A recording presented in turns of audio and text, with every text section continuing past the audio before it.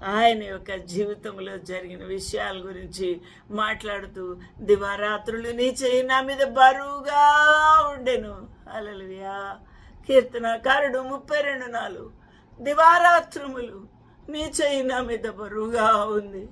దేవుని యొక్క చెయ్యి బరువుగా ఉంది అనంటే దేవుని యొక్క శిక్ష, దేవుని యొక్క శిక్ష, దేవుని యొక్క శిక్షణ, ఆయన మనల్ని గద్దించుట అని అర్థమిచ్చుచూ ఉన్నది.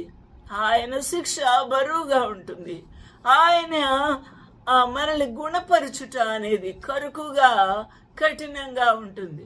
ఎందుకనగా తన స్వంత కుమారుని ఏమాత్రము కూడా తండ్రి అలక్ష్యము చేయక శిక్షిస్తాడు, త్రోవలో పెడతాడు. ఆ విధంగా మన జీవితాన్ని బాగు చేయడానికి ప్రభు ఆ విధంగా చేస్తాడు. నా ప్రియులారా, దావీదు జీవితంలో దివారాత్రులు దేవుని చెయ్యి ఆయన మీద బరువుగా ఉండెను.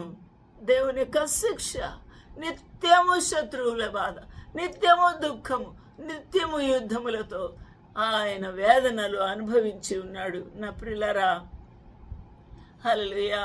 అందువల్ల 32:5 కీర్తనాకారుడు, నా దోషమును కప్పుకొనక నీ ఎదుట పాపము ఒప్పుకొంటిని, అందువల్ల సరి చేసుకొనుటకు తరుణమిస్తూ ఉన్నాడు. నీ జీవితంలో కూడా ఇటువంటి అనుభవం ఉన్నప్పుడు నువ్వు దేవుని దగ్గరికి రా, దేవుని సన్నిధికి రా.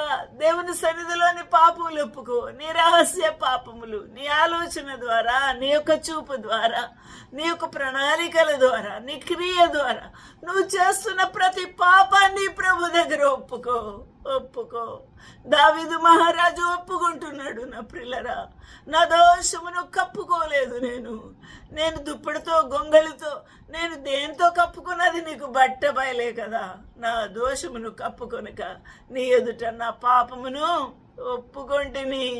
యెహోవా సన్నిధిని నా అతిక్రమములు ఇంకేమైనా ఉన్నాయా అవన్నీ గుర్తు చేసుకొని ఒప్పుకుందును అనుకుంటుని తీర్మానం చేసుకుంటున్నాడు. అలా చేసినప్పుడు నీవు నా పాప దోషమును పరిహరించి ఉన్నావు. హల్లెలూయా. ఈ అనుభవం నీకు ఉండాలి. ఈ అనుభవం నీ జీవితంలో సాక్ష్యముగా నిలబడాలి.